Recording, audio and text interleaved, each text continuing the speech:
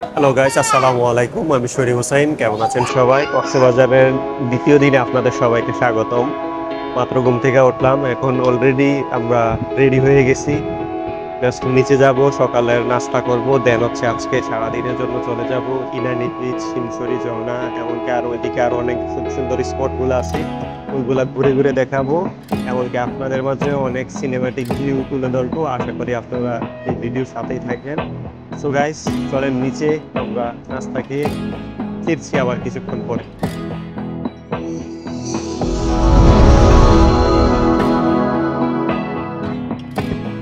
সময় যেন উড়ে চলে গেল।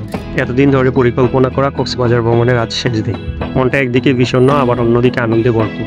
কারণ আজকের গন্তব্য দুটি অসাধারণ জায়গা, হিমছড়ি ও ইনানি বিচ। খুব সকালে ঘুম থেকে উঠে আমরা সবাই ঝটপট করে রেডি হয়ে নিই। ভোরের হালকা ঠান্ডা আর সমুদ্রের শব্দে ঘুম ভাঙল।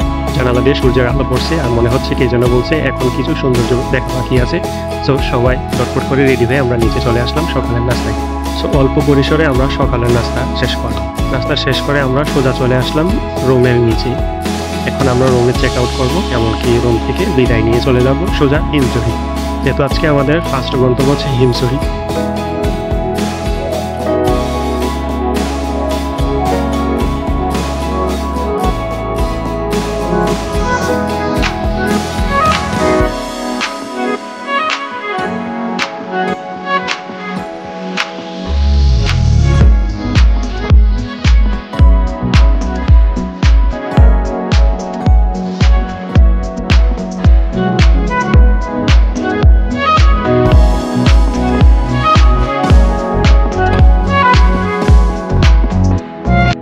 হিমছড়ি যেন প্রাকৃতিক এক নীরব কবিতা।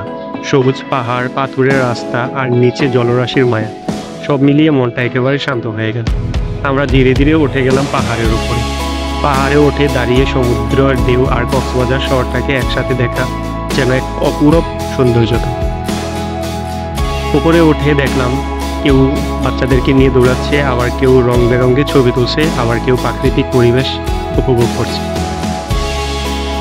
এই সাথে আমরা যারা উপরে উঠছিলাম, যেহেতু আমরা ফ্যামিলি মেম্বার উপরে গেছি, একসাথে আমরা সবাই পুরো টায়ার্ড।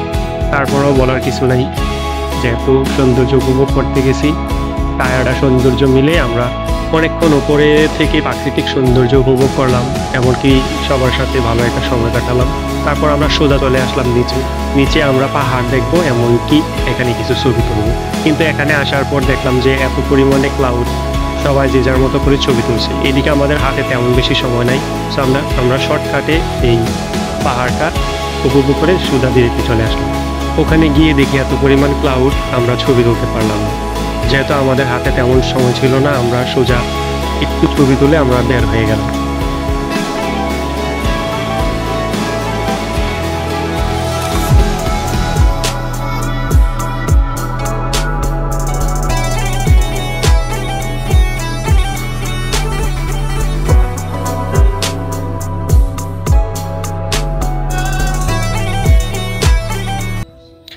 হিমছড়ি থেকে নেমে সরাসরি রওনা হলাম ইনানি বিচের দিকে। পথটা অনেক সুন্দর, পাশে পাহাড় আর এক পাশে সমুদ্র, সব মিলিয়ে রাস্তার এপাশ ওপাশ ছিল অনেক সুন্দর।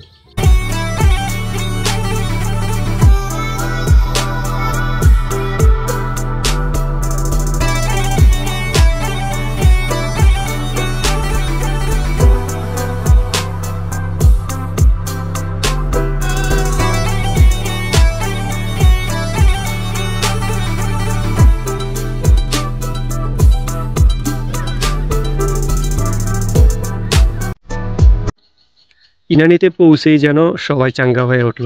ঢেউগুলো একটু বেশি জোরে আসে এখানে, আর বীজটা অন্যরকম পাথরে। সবাই মিলে ভেজা কাপড়ে দৌড়ে আসি, ছুটে গিয়ে ঢেউ ধরা, এক কথায় মন খুলে অন্যরকম এক ফিলিংস। ছোটরা বালু দিয়ে ঘর বানাচ্ছে, বড়রা ছবি তুলছে, আবার কেউ কেউ ভিডিও করছে। ইরানি যেন আনন্দের আরেক নাম। তো এখানে আমরা বেশ কিছু সময় আড্ডা দেওয়ার পর, গল্প গুজব করে আমরা বের হয়ে আসলাম সোজা বাসার দিকে।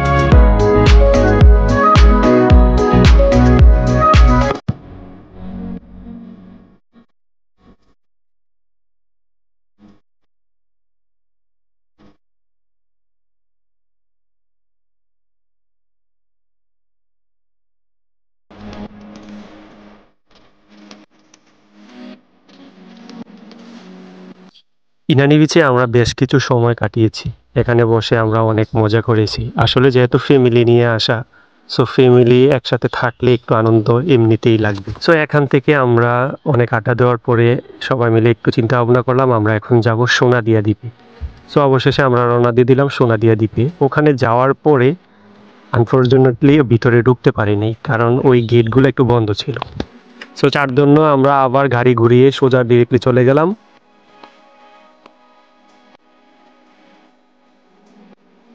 সো এখন যাব হচ্ছে আমরা রেডিয়েন্ট ফিস্ট ওয়ার্ল্ডে। ওখানে গিয়ে সামুদ্রিক মাছের একটা এক্সপিরিয়েন্স নিব। আগে থেকে আমাদের টিকিটের বুকিং দেওয়া ছিল। সো আমরা এখানে 11টা টিকিট কাটি, দেন ডিরেক্টলি চলে যাই হচ্ছে ফিশ ওয়ার্ল্ড। এটাই হচ্ছে আজকে আমাদের লাস্ট ভ্রমণ কক্সবাজার থেকে, এটাই আমাদের বিদায়ের ঘন্টা। সো আমরা ডিরেক্টলি চলে গেলাম ওখানে গিয়ে আমরা সর্বপ্রথম ওখানে ঢুকবো, এমনকি সব কিছু উপভোগ করব। দেন ওখান থেকে আজকে আমরা বিদায় নিব আমাদের গন্তব্যস্থল কুমিল্লাতে।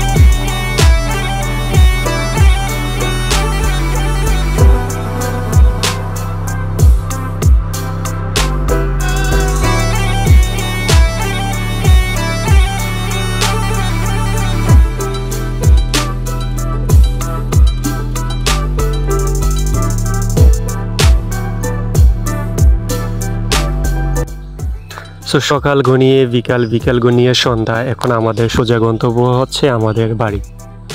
সো সন্ধ্যা আমরা বের হয়ে গেলাম আমাদের কুমিল্লাতে। এদিকে হালকা হালকা বৃষ্টি পড়ছে আর সূর্যটা একটু নিভিয়ে যাচ্ছে। সো অবশেষে আমরা কক্সবাজার ত্যাগ করলাম। সো রাতে আর আমরা কোনো ভিডিও দিব না, আমরা সোজা ডিরেক্টলি চলে যাব পতেঙ্গাতে। পতেঙ্গা গিয়ে আপনাদের সাথে ইনশাল্লাহ আবার দেখা হচ্ছে।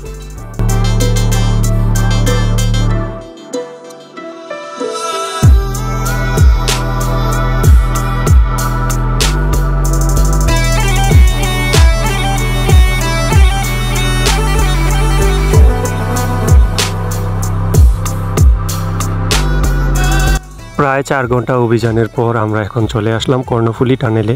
এখন আমরা কর্ণফুলী টানেলে ঢুকবো, এমনকি এই টানেলের ভিউটা আমরা এনজয় করব। আসলে কর্ণফুলী টানেলে এর আগে আমার কখনো যাওয়া হচ্ছে না, এই প্রথম। যখনই গাড়িটা এগোচ্ছে ঠিক তখনই একটু আওয়াজটা অন্যরকম লাগতেছে। আসলে এই কর্ণফুলী টানেলটার মানে ভিতরের জায়গাটা একটু আসলেই অন্যরকম। সো এখন আপনারা সবাই একসাথে কর্ণফুলী টানেলটা এনজয় করেন।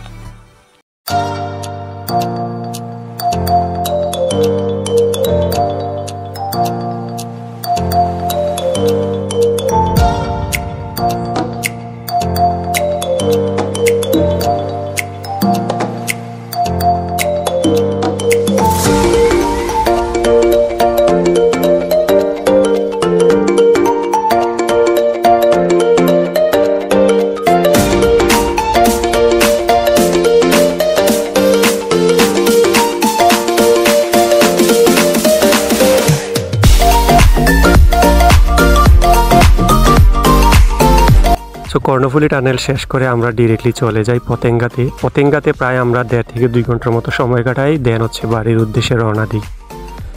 সো গাইস, আজকের এই ভিডিওটা আমি আর লম্বা করতে যাচ্ছি না। এতক্ষণ পর্যন্ত যারা আমার ভিডিওটা দেখছেন সবাইকে আসলে মন থেকে অনেক ধন্যবাদ। এটাই হচ্ছে আমার কক্সবাজারের লাস্ট ভিডিও। আশা করি আপনারা ভিডিওটা এনজয় করেছেন।